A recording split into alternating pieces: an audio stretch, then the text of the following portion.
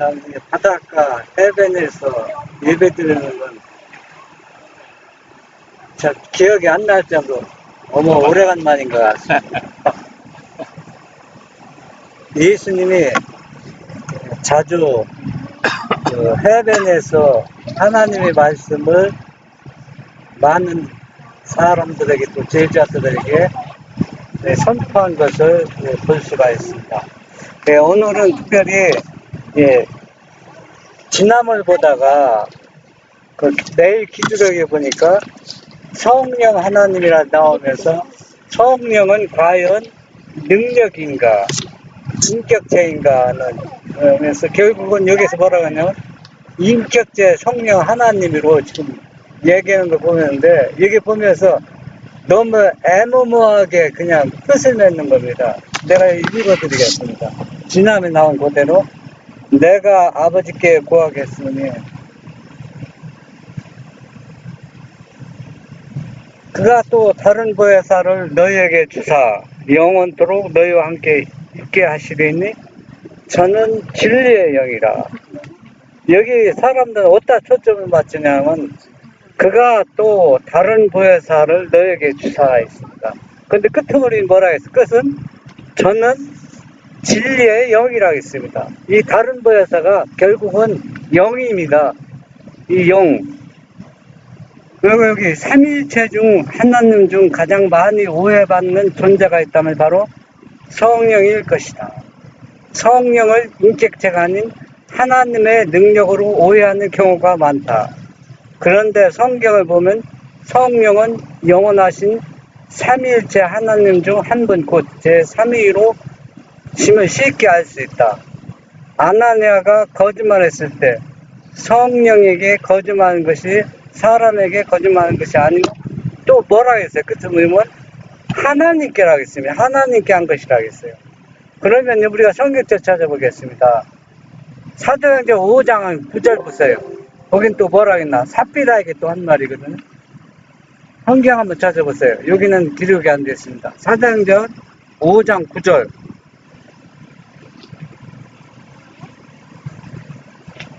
한번 읽어보세요. 사도행전 5장 9절 보면 5장 9절. 네. 베드로가 가로되 너희가 어찌 함께 있게 하여 주의 영을 시험하려 하느냐. 네, 여기 보면은 성령에게 거짓말하는 것이 아니라 주의 영을 시험한다고 했습니다. 그러니까 결국은 뭐냐 하면은 이 성령은 누구의 영이라는 얘기입니까? 예수님의 영이라는 얘기입니다. 그런데 자꾸 이것을 인격체 성령 하나님으로 자꾸 그쪽으로 사람들을 자꾸 얘기하는데 여기 계속 읽어보겠습니다. 또 여기 보면은 또 예수도 누구든지 말로 인자를 거역하면 사하심을 얻되 누구든지 말로 성령을 거역하면 사하심을 얻지 못하리라고 말씀하셨다. 마태복음 12장 32절. 이것도 인자를 거역하면은 뭐라고 했어요? 사하심을 받되 성령을 거역하면 뭐요? 사하심을 용서를 받지 못하는 이것도 사람들은 왜곡하고 있어요. 이제 이거는 다음에 이제 제가 자세히 설명해 드렸습니다. 성령은 아버지와 아들과 성령의 이름으로 침례를 베풀고 있습니다. 그런데 목사님에게 성령의 이름이 뭐라고 물어보면 아무도 대답을 못해요. 성령의 이름. 성령의 이름은 예수님입니다. 다른 분이 아니에요. 그런데 여기서 왜 성령의 이름으로 침례를 베풀라고 하느냐? 예수님이 다시 이 땅에 오시는 것은 인간으로 오시는 게 아닙니다. 제자들 갔을 땐 뭐로 왔어요? 인성으로서 인간으로 오셨지만 부활하신 후 하늘로 승천한 후에 인간에게 오는 것은 사람으로 오는 게 아니라 영으로 옵니다. 영으로 오기 때문에 영은 바로 누구의 영이냐? 예수님의 영이기 때문에 아버지와 아들의 침례를 주는데 이 침례를 받는 사람은 누구의 영을 받으라는 얘기입니까? 예수님의 이름으로 성령을 받아야 됩니다. 그러니까 성령의 이름은 예수님입니다. 그러니까 예수님의 이름, 그 영을 이제는 사람에게 오는데 뭐로 오냐면 인간으로 오지 않고 영으로 오기 때문에 그 영이 바로 성령, 그 성령을 받아야 된다는 얘기입니다. 겁니다. 성령은 성부, 성자에 비해 그 존재감이 미약해 보이는 거야. 왜냐하면 성령 하나님이 없으니까 얘기 안 나오죠. 없는 분은 어떻게 얘기 나옵니까? 근데 여기서는 미약하게 나왔다고 자꾸 봅니다. 성령은 성부, 성자에 비해 그 존재감이 미미해 보이는 것은 사실이다. 구약을 성부의 책, 신약의 성자의 책이라고 할 정도로 성부와 성자의 역할은 현저하다. 아버지와 아들은 많이 나와죠, 구약에. 그런데 누구나 안 나와. 성령 하나님은 안 나와요. 없으니까. 이에 비해 성령에 대해서는 구약이 암시적이며 아주 간헐적으로 표현하고 신학이 조금 더 직접적이며 건전하게 표현하긴 해도 여전히 그 정부는 빈약하다. 성령이 주인공으로 등장한 건 요한복음 14장과 사도행 2장이 거의 전부일 정도다. 이제 요만 보겠습니다. 이게 더 봐야 자꾸 사람들이 한마디 얘기하면 그냥 자기 인간의 주장입니다. 주장을 성경에 끼우는데 이제 이제 보겠습니다. 성령은 과연 능력인가, 인격체인가? 이게 우리가 이제 살펴봤는데 요한복음 14장 16절, 17절 보면은 내가 아버지께 구하겠으니 그가 또 다른 보혜사를 너희에게 주사. 다른 보혜사라겠죠. 영원토록 너희와 함께 있으리라. 영원토록 영원 있는다는 얘기다. 조금 있다 또 떠나는 게 아니라 영원토록 있으리라. 저는 진리의 영이라. 이제는 인간으로 오는 게 아니죠. 영으로 오는데 그 진리의 영은 세상은 능히 저를 받지 못하니 세상은 안 믿는 사람들이 아닙니다. 하나님을 믿는 사람인데 이 세상이라는 얘기는 예수님을 하나님의 아들로 받아들이지 않는 사람, 믿지 않는 사람들은 세상 사람과 똑같은 그 사람들은 이 영을 이 보혜사를 못 받는다는 얘기입니다. 유대인들이 보혜사 받았어요? 왜 못 받았습니까? 예수님을 하나님의 아들로 안 믿었잖아요. 그러니까 이 다른 보혜사를 그들을 받을 수가 없다는 얘기입니다. 이는 저를 보지도 못하고 알지도 못합니다. 그러나 너희는 제자들에게 한 말씀. 그러나 너희는 세상 사람들은 이 성령이 누구인지 보지도 못하고 알지 못하지만 그러나 너희는 뭐라겠어요? 저를 이미 안다는 얘기입니다. 저는 너희와 함께 가시며 또 너희 속에 계시겠습니다.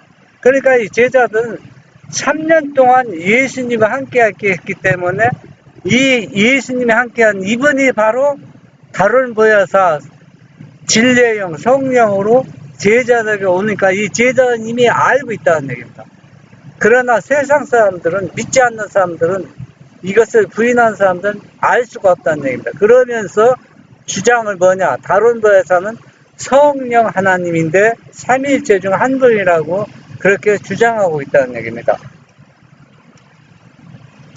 사도행전 5장 3절에서 보면 이게 다 내용 아는 얘기죠.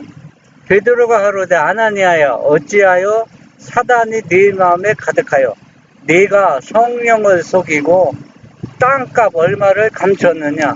땅이 그대로 있을 때는 네 땅이 아니며 판 후에도 네 힘으로 할 수가 없더냐. 어찌하여 이 일을 네 마음에 두었느냐. 이것은 사람에게 거짓말한 것이 아니고 누구한테 거짓말한 겁니까? 하나님께 거짓말했다고 했습니다.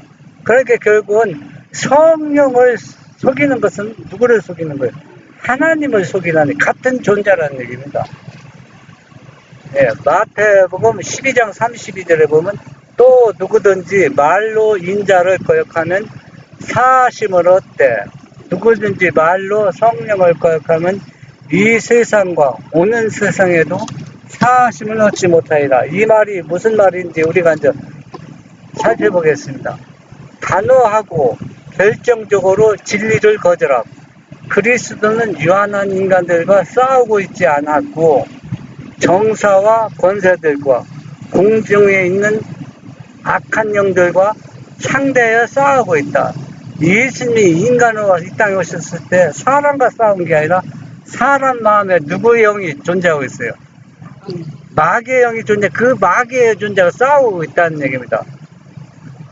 그분은 그의 청중들에게 알지 못하고 행하는 모든 죄와 희망은 다 용서를 받을 수 있다고 말씀하셨다. 아무것도 모르고 하나님의 아들을 거슬리는 모독적인 말, 기롱하는 말을 할 수 있지만 그래도 그는 아직 하나님의 은혜의 품 안에 있다. 이렇기 때문에 인자를 거슬리는 사람은 뭐를? 사하심을 받을 수가 있지만 아직도 은혜 아래에 있기 때문에. 그러나 하나님의 능력과 하나님의 여기 성령이 깨서는데 이것도 이제 잘못 표현한 거죠. 성령이 그의 사자들을 위해 머물러 계실 때 그들은 거룩한 땅에 서 있는 것이다. 하나님의 영, 성령은 뭡니까? 그리고 하나님의 영을 멸시하라고 하나님의 영을 사단의 영이라고 비난하는 것은 하나님께서 그들의 영혼을 감동시키기 힘이 미치지 못하는 곳에다 자신들을 두는 것이다. 잘못을 범하는 사람을 고치기 위해서 하나님이 준비해 놓으신 어떤 방법 속에도 그들의 마음을 움직일 수 있는 힘은 없다. 이것이 바로 이제 성령을 거스르는 죄입니다. 그러니까 하나님께서 모든 것을 다 총동원해도 해결시킬 수 없는 위치를 본인 자신이 거기다 두는 겁니다. 계속. 그러면은 아무리 예수님의 영, 하나님의 영이 그들에게 호소해도 그들은 뭡니까? 용서받을 수 없는 그 위치에다 자기 자신을 두는 것이 이것이 바로 인자를 거슬리는 것이라 성령, 하나님 영을 계속 거슬리기 때문에 용서해 줄 수가 없다는 얘기입니다. 용서받을 수 없다는 뜻이 아니잖아요. 그리스도께서 하신 일을 사단의 대리자들이 하는 일이라고 하고 여기도 성령께서는 이것도 잘못 표현했죠. 성령이 나타내신 것을 광신주의라고 하는 것 그 자체가 저주받을지는 아니지만 이러한 단언을 하도록 사람들을 유도해온 그 정신이 영적 및 빛을 볼 수 없는 것이다. 그들을 갖다 놓기 때문에 그들은 고집스럽게 성령을 거역하게 된다. 있습니다. 그들은 건전한 이상을 쫓아 행하고 있다고 생각하지만 실상은 다른 지도자를 따르고 있다. 세 분 하나님을 믿는 사람들은 결국 어떻게 되냐면 건전하게 하나님을 잘 믿고 있다고 하지만 결국은 실상은 다른 지도자를 따르고 있다는 것입니다. 그들은 눈이 먼 상태에서 그들이 도무지 알지 못하는 어떤 힘의 지배 아래 자신을 둔다. 그들은 그들을 인도할 수 있으시고 밝은 빛을 주실 수 있으시고 구원할 수도 있으신 유일하신 성령을 거역해왔다. 그들은 금세에서 내세에서도 용서받을 수 없는 죄기를 가고 있다. 인자를 거역하는지 성령을 거역하는지는 자세히 지금 설명하고 있죠. 죄도 어느 정도 이상이 되면 하나님의 자비를 다 고갈시키기 때문이 아니다. 교만과 완고한 성질은 하나님의 영을 경배하기에 이르고 성령이 나타나셔도 그들의 잘못을 깨달을 수 없는 자리에 처하게 하기 때문이다. 그들은 그들의 완고한 뜻을 굽히지 않는다. 이거는 유대인들이 예수님의 주신 말씀보다 누구를 그랬어요? 장로의 유전을 더 선호했죠. 그렇기 때문에 그들은 하나님의 아들 직접 진리를 말했어도 진리를 거역했습니다. 왜 그렇게? 그들이 진리를 거절하는 완고한 위치에 자기 자신을 놓았기 때문에 하나님의 아들이 직접 호소해도 그들의 마음을 그들의 죄를 어때요? 용서할 수 없습니다. 예수님이 용서해 주는 게 아니라 그들 자신이 용서받을 수 없는 위치에 놓았기 때문에 용서를 받을 수가 없는 것입니다. 이 시대의 사람들은 회개와 자복의 조건들을 절대로 이룰 수 없는 것이다. 자신들의 의지를 설정한다. 그러므로 그들은 회개도 용서도 찾아볼 수가 없다. 성령을 모독하는 죄는 갑작스러운 어떤 말이나 행동에 있는 것이 아니고 그것은 진리와 명백한 증거를 단호하게 또 결정적으로 거역하는 것이다 했습니다. 원고 1890년도에 하신 말씀이죠. 성령을 거스르는 죄는 뭔가 여기 아주 짧고 간단하게 설명했죠. 아무 사람도 성령을 거슬리는 죄를 신비에 속한 것으로 또 정의를 낼 수 없는 어떤 무엇으로 생각할 필요가 없다. 성령을 거슬리는 죄는 회개하라는 초청을 끈질기게 거절하는 죄다. 인자를 거역하는 것은 우리도 어떻습니까? 내가 하는 얘기 여기에 합당한 답은 아니지만 어느 정도 힌트를 드리면은 우리가 모였을 때 남이 잘못을 본인도 모르게 잘 나오죠. 왜 잘 나옵니까? 본인이 없거든요. 상대가 없단 말이에요. 그러니까 쉽게 나와요. 상대가 있으면 그렇게 쉽게 얘기 못 하잖아요. 그 상대방 흠을 여러분 할 수 있어요? 못 하죠. 그러니까 이 인자는 예수님이 놓고서 유대인들은 예수님을 직접 거절했지. 이거는 저주받을 죄인입니다. 그런데 여기서 성령을 거역하면 저주받을 죄는 아니지만 귀신이 왕이라고 뒤집어 씌우지만 뭡니까?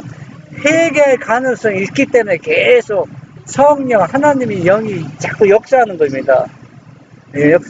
그러니까 계속 성령을 거슬리면 뭡니까? 결국은 마음에 화인 맞은 사람처럼 되어서 아무리 호소해도 회개할 필요성을 느끼지 않는 겁니다. 이것이 바로 뭐다? 성령을 거슬리는 죄라는 얘기입니다. 사람과 사람을 상대하고 동행하고 같이 생활할 때 잘못하면 잘못한지 알잖아요. 알죠? 그런데 그 사람이 없을 때 흠잡고 한 것도 잘못한 거잖아요. 그거는 잘못인 줄 모르고 하는 얘기잖아요. 무의식 중에 그런 얘기 나오잖아요. 그런데 어느 순간에 그것도 뭐예요? 내가 잘못했다고 생각이 들면 여러분 기도하잖아요. 잘못했다고. 그런데 그런 생각이 전혀 안 드는 건 바로 뭐냐? 성령을 거스르는 죄라는 거예요. 그게. 마태복음 28장 19절 그러므로 너희는 가서 모든 족속으로 제자를 삼아 아버지와 아들과 성령의 이름을 침례를 주고 여기는 성령의 이름은 누구라 했어요? 예수님이고 여러분 누구한테 성령의 이름이 누구냐고 물어보면 대답하는 사람 아무도 없어요. 왜? 성령이라는 존재는 성령 이름 뭐냐면 성령이지 이러지. 그러니까 왜 아버지와 아들과 침례받으면 되는데 왜 성령의 이름을 뭐냐면 이제는 영으로 활동하잖아요. 사람으로 우리와 활동하는 게 아니라 영으로 활동을 내가 영을 받아야 된다는 얘기입니다. 아무리 아버지와 아들로 침례받아도 그 영을 받지 못하면 침례받은 게 아무 의미가 없어요. 고린도후서 13장 13절에 보면 주 예수 그리스도의 은혜와 하나님의 사랑과 성령의 교통하심이 너희 우리와 함께 있을지어다. 이제는 예수님이 뭐로 활동하는 거 교통합니까? 우리와 성령의 교통이 성령의 교통인데 이 성령의 교통을 우리가 누구를 생각해야 돼요? 아버지와 아들 예수님을 생각해야 되는 겁니다. 네? 이제는 이것이 하나 인격체 성령 하나님으로 부각시킬 필요가 없는 겁니다. 그러니까 사람들은 왜 이런 생각을 하냐면은 세 분 하나님 있다고 계속 그렇게 말씀을 들어왔고 또 그렇게 생각하기 때문에 이거는 철두철미하게 그렇게 자기가 믿고 있는 겁니다. 믿고 있는 건데 이것이 바로 뭐냐? 자기 자신의 생각이 아니라는 얘기입니다. 어떤 생각으로 그러는지 내가 조금 이제 말씀을 해드리겠습니다. 누가복음 24장 37절에 보면은 저희가 놀라고 무서워하여 그 보는 것을 영으로 생각하는지라. 예수께서 가라사대 어찌하여 두려워하며 어찌하여 마음에 의심이 일어나느냐. 39절에 보면 내 손과 발을 보고 나인 줄 알라. 또 나를 만져보라. 영은 살과 뼈가 없으되 너희 보는 바와 같이 나는 있느니라. 한번 우리가 했어요. 영은 뭐가 없다고 했어요? 영은 우리 눈으로 보일 수도 없지만 뭐가 없어요? 어떤 개체를 지닌 존재가 아니라 볼 수가 없습니다. 그런데 성령의 하나의 개체로 자꾸 생각하는 것은 우리가 성경을 마음의 문을 열고 내 자신의 모든 걸 내려놓으면 금방 할 수 있어요. 여기 예? 영을 자꾸 개체라고 주장하는 거는 이거는 자기 정신이 아닙니다. 온전히. 왜 예수님께 말씀하셨잖아요. 영은 살과 뼈가 없다고 했어요. 성령도 영이잖아요. 예?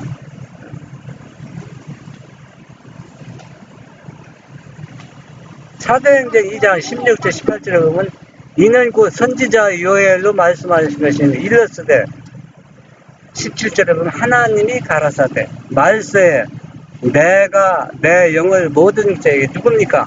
하나님이 영으로 모든 육체에 부어준답니다. 너희 자녀들은 예언할 것이요 너희 젊은이들은 환상을 보고 너희의 늙은이들은 꿈을 꾸리라. 18절에 보면 그때 내가 내 영으로 내 남중과 여중에게 부어주리니 저희가 예언할 것이요. 앞으로 뭘 부어줘야 한다는 얘기입니까? 하나님의 영인데 그 영이 예수님이 말씀하신 것 이제는 예수님이 인성을 쓰신 존재로 오시는 게 아니라 이제는 모든 것을 다 희복하시고 전지전능하신 이제는 당신의 영으로 온다는 얘기입니다. 오순절에 부어주었던 성령도 바로 누구의 영입니까? 예수님의 영이고 지금도 우리가 성령을 달라고 간구하는 것도 누구의 영을 달라는 거야? 예수의 영을 달라고 합니다. 그런데 우리가 문제는 뭐냐? 성령 하나님이 있다고 믿고 그렇게 생각하면서 성령을 부어달라고 하는 것은 그런 예수님 영이 절대 오지 않아요. 누구의 영이 옵니까? 마귀의 영, 사단의 영이 올 수뿐이 없어요. 그러면 여러분 요한계시록 13장 13절 한번 찾아보세요. 요한계시록 13장 13절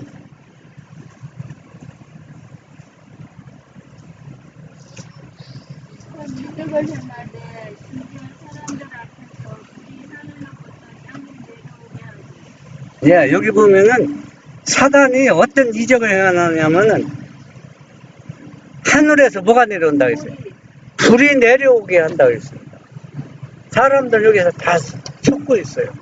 지금 3일 제비되면서 성령의 능력을 경험하는 것은 다 누가 내려주는 거예요? 사단이 내려주는 겁니다. 그걸 하나님이 내려주는 불로 생각하고 있어요.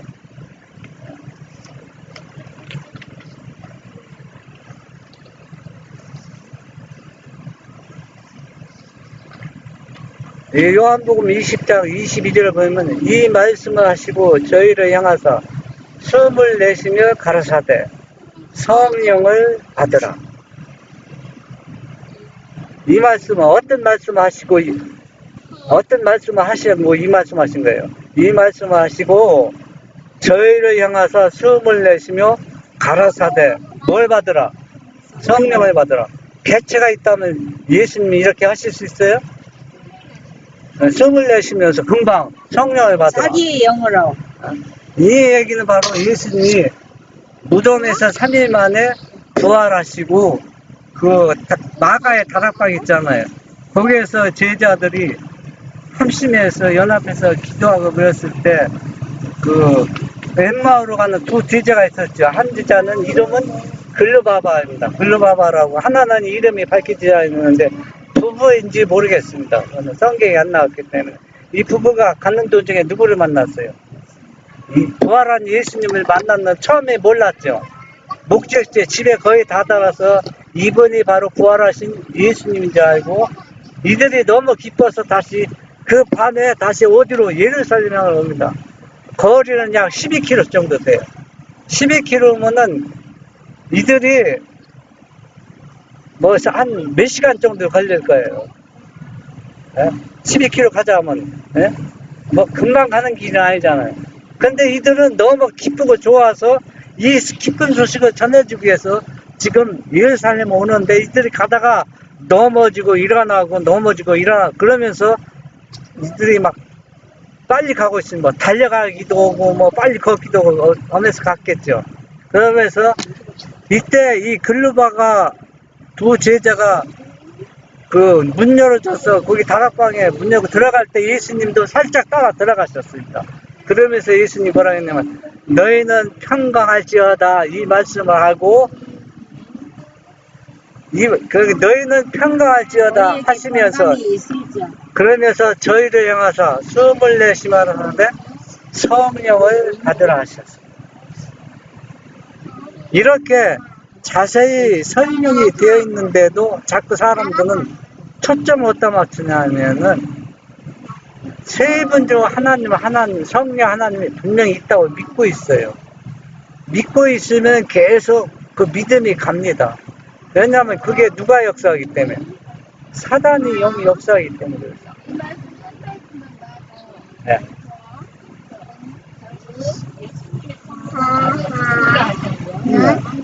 그러니까 이제 이 성령이 뭔지 이제 설명이 됩니다.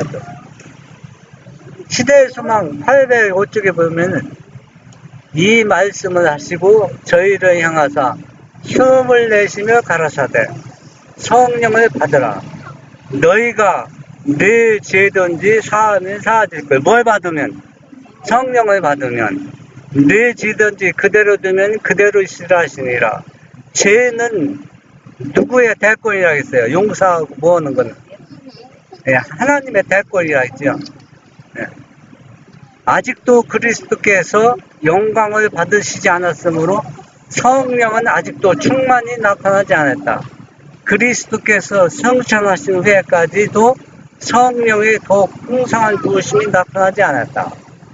성령을 받기까지는 제자들이 세상의 복음을 전파할 사명을 성취할 수 없다. 성령을 받지 않으면 이 복음을 선포할 수 없어요. 왜 선포할 수 없어요? 너무 반대가 심했잖아요. 그때 예수님 당시 얼마나 반대가 심했어요.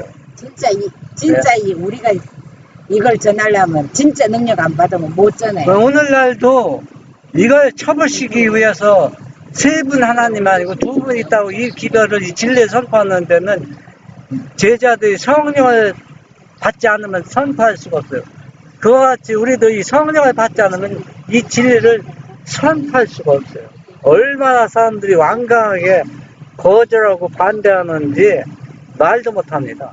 예? 눈에 이거 보여야 됩니다. 우리 주변에 사랑하는 사람들, 가까운 사람들이 완전히 하늘에서 불이 내려오는 것에 속아서 교회에 뭐 열심 내고 뭐 다 모든 걸 헌신으로 바치는데 그 영혼들이 우리가 구원, 진리를 전해서 구원해야 되는데 우리가 성령을 받아야 되거든요. 예수님의 영을 받아서 그들의 잘못된 길을 알려줘야 됩니다. 근데 여러분들이 나만 믿으면 된다. 이건 완전히 잘못된 생각입니다. 왜? 예수님이 유대인들 선택한 것은 유대인들 복주려고 선택한 게 아니라 그들을 통해서 온 세계에 복음을 전파하기 위해서 그들을 선택한 겁니다. 또 여러분이나 저를 선택한 것도 이 진리를 알고 우리만 구원 얻기 위한 목적이 아니라 우리를 통해서 우리 아는 모든 주변에 있는 사람들 다 진리로 인도하기 위해서. 그래서 보니까 다른 데에서 진리의 영을 우리가 받아야 된다는 얘기입니다. 그분이 그들에게 가장 신성한 임무를 위탁하고 계셨으며 성령이 없이는 이 사업이 성취될 수 없다는 사실을 제자들이 깊이 느끼기를 바라셨다. 성령은 영혼들 속에 영적 생명의 숨이시다. 이 성령이 얼마나 중요한지 우리가 알 수가 있습니다. 예내신의 문구가 잘못된 게 너무 많습니다. 왜냐하면 세 번 있다가 믿고 얘기하기 때문에 여기 보면 성령을 나눠주신다는 것은 그리스도에 뭘 나눠준다는 거야? 생명을 나누어 주신다는 의미이다. 성령을 받는 자는 그리스도의 속성으로 물들여지게 된다. 그런 구로 하나님의 가르치심을 받고 마음속에 성령의 역사를 지니고 그의 생애에 그리스도의 생애를 나타내는 자만이 대표자로서서 교회로에 봉사해야 한다. 그러니까 성령을 받은 사람이 봉사해야 많은 사람을 옳은 진리로 인도해서 그들이 구원을 받게 하는 겁니다. 네?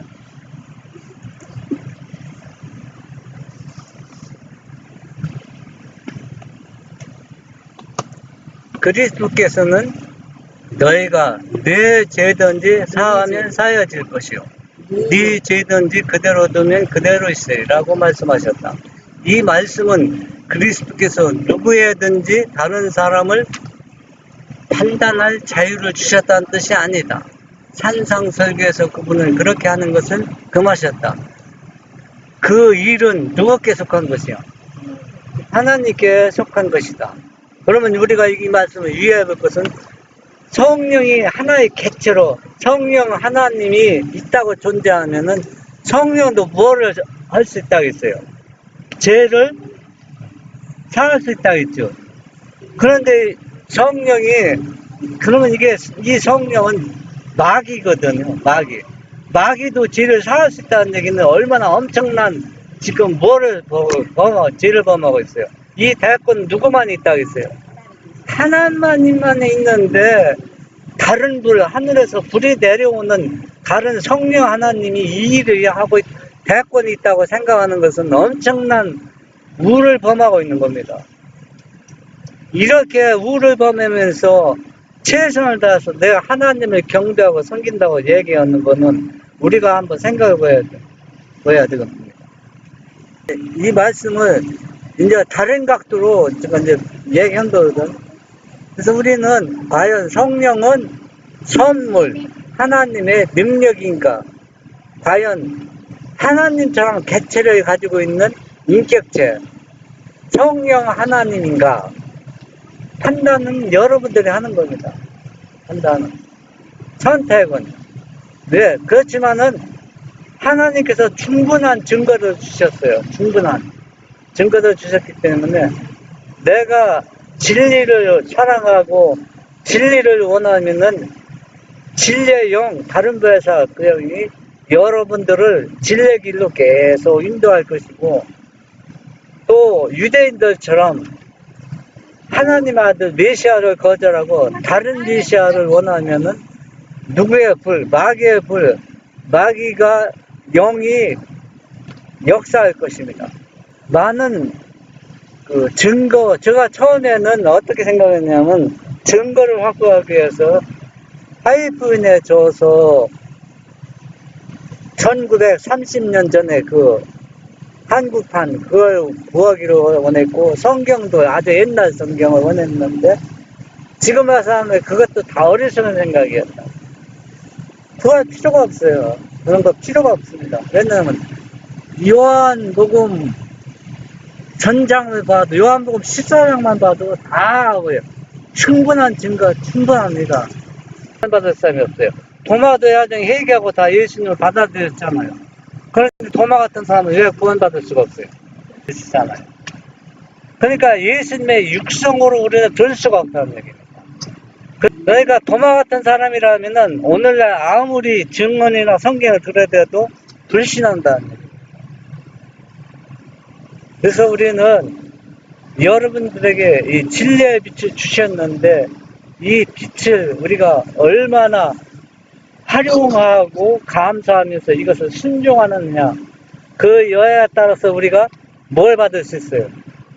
성령을 받을 수 있고 성령을 받지 못할 수가 있고 올바른 성령을 받지 못한 분명히 또 다른 성령을 받아요. 그렇게 되어 있습니다. 중간은 없습니다. 중간.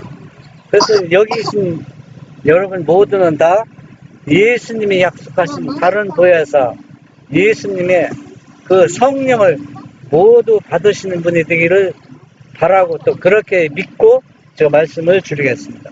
아멘. 좋아요.